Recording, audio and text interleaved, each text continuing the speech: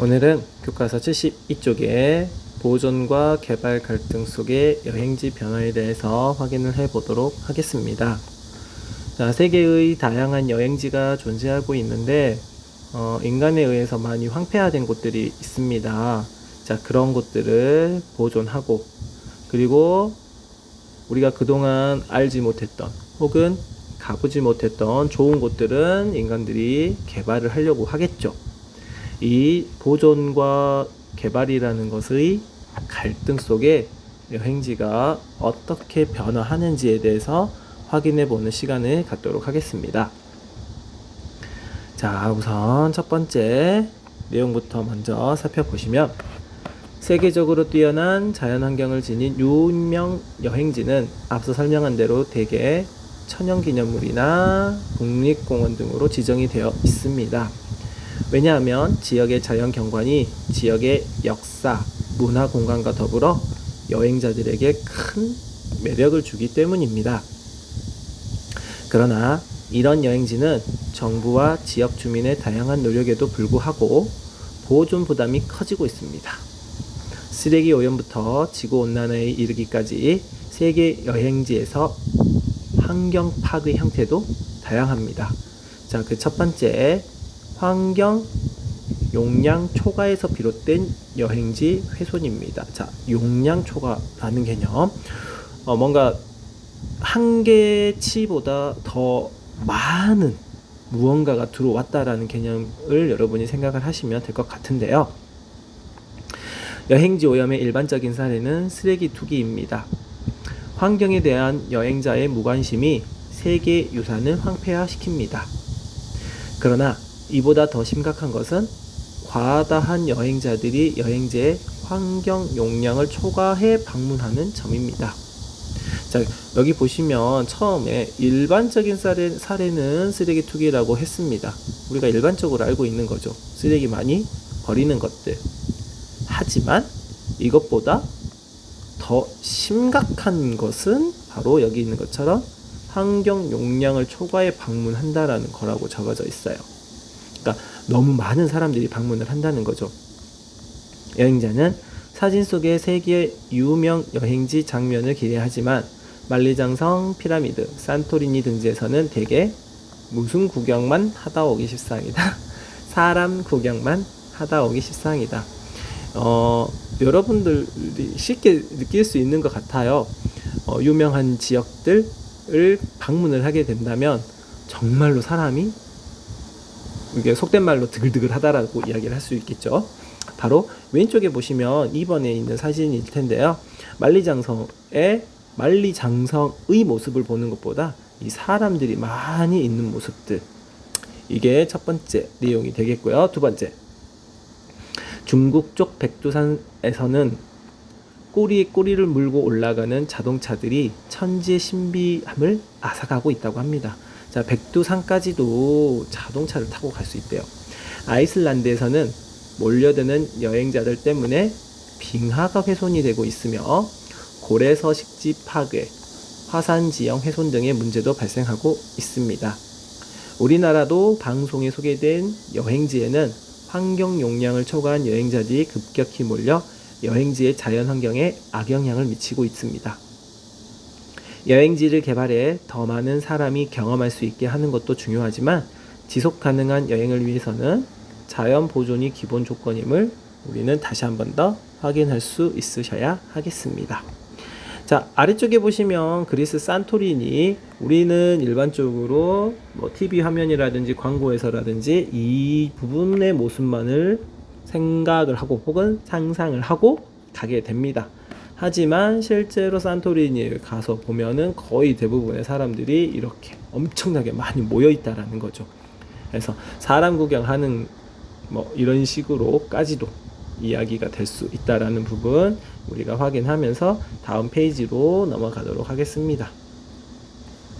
자, 다음 페이지 넘어가시면 이상기후로 인한 여행지 환경의 변화입니다. 이상기후. 그러니까 날씨가 점점점 달라지는 거죠. 지금 원래 우리가 말하는 일반적인 상태에서 벗어나는 경우가 이상기후라고 생각을 하시면 되시겠습니다. 2012년 그린란드에서는 4일 만에 얼음이 사라진 일이 있었다. 4일 만에 얼음이 사라졌대요. 자, 지금 여기 오른쪽에 보시면 4일 만에 사라진 그린란드 빙하 얼음이 녹는 지역이 붉게 표시되고 있다라고 되어 있습니다. 여기 하얀 부분이 원래는 빙하로 얼음으로 덮여 있었던 부분인데 이 부분이 4일 만에 완벽하게 사라져 버린 거죠. 이렇게 사라져 버렸다라는 건 도대체 무슨 일이 있었던 것인가? 그린란드는 표면의 85%가 두꺼운 얼음으로 뒤덮여 있는 곳으로 가장 두꺼운 얼음층 깊이만도 3000m가 넘습니다. 여름에도 녹지 않는 곳이 절반을 넘습니다. 2012년 7월 8일 미국 우주항공국이 촬영했을 때만 해도 얼음이 녹는 지역임을 보여주는 붉은 표면이 40% 정도였으나 불과 나흘 뒤인 7월 12일 다시 찍어보니 얼음 표면의 97%가 붉게 변한 적이 있었습니다. 이는 그린란드의 급속한 해빙 현상을 보여주는 충격적인 결과이다라고 되어 있는데요. 7월이기 때문에 우리가 일반적으로 생각하는 여름이라고 생각하시면 되겠지만 이 지역은 위도가 고위도 지역입니다. 우리나라보다 훨씬 더 위도가 높은 지역이다 보니까 한여름이라고 할지언정 이렇게 덥진 않아요. 하지만 얼음이 다 녹아버렸다라는 건 기본적으로 이 지역이 평상시보다 훨씬 더 높은 기온을 보였다라는 것이겠죠. 이런 부분들이 바로 이상기후라고 할 수 있겠습니다. 여러분이 이번 여름에 경험했던 것도 한번 생각을 해보면 좋을 것 같아요. 예를 들어서 장마라고 이야기를 한다면 장마 같은 경우는 6월 말에서 7월 초까지 이렇게 이어지는 게 일반적인 장마라고 합니다.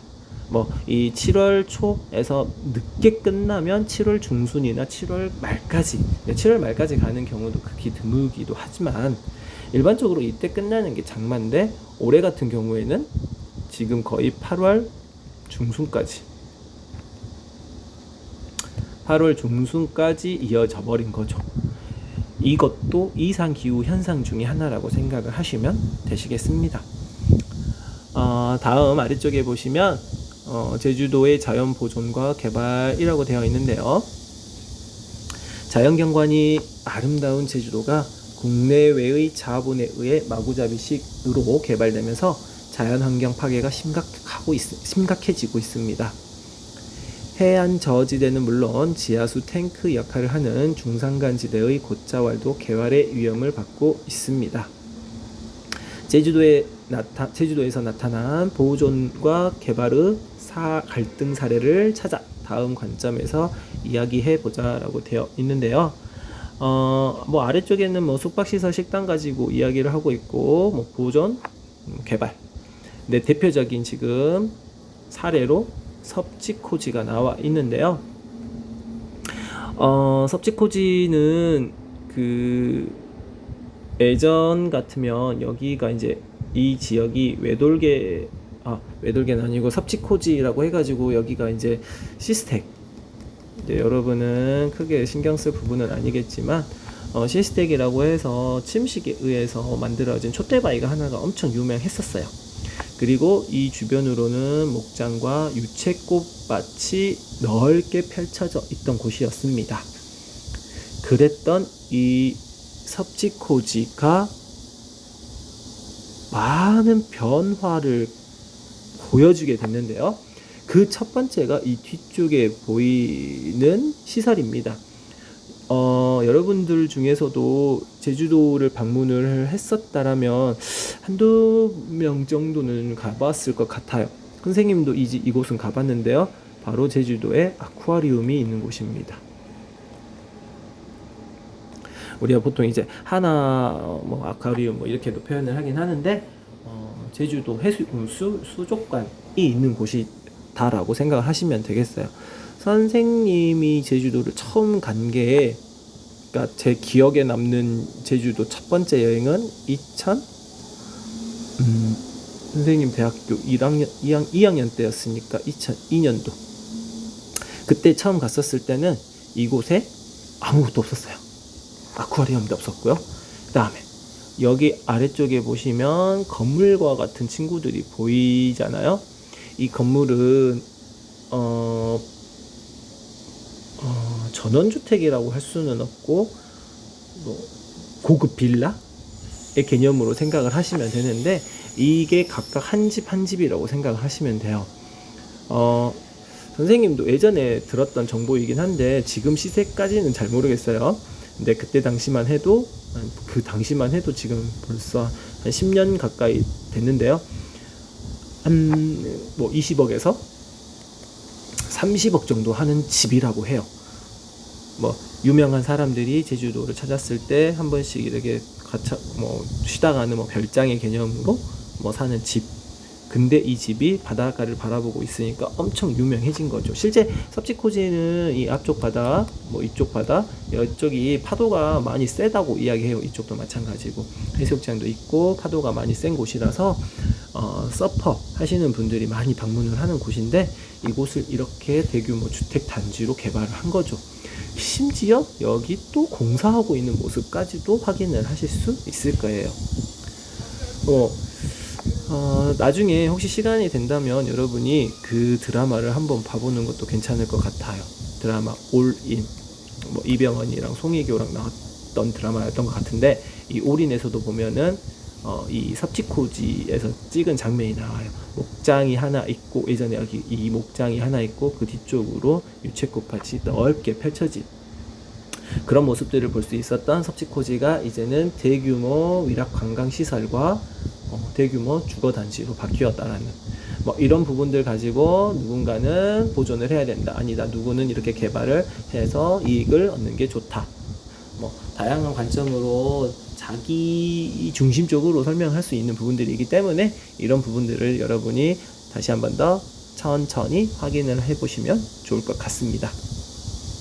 자, 이렇게 해서 오늘은 마치겠고요. 다음 시간에는 여러분 교과서 74쪽에 있는 네 번째, 우리나라 자연지리 여행지 찾아보도록 하겠습니다. 말 그대로 자연지리입니다. 자연환경입니다. 그래서 여러분 미리 한번 생각해보고 오셨으면 좋겠습니다. 오늘은 이상으로 마치도록 하겠습니다. 모두 수고 많으셨습니다.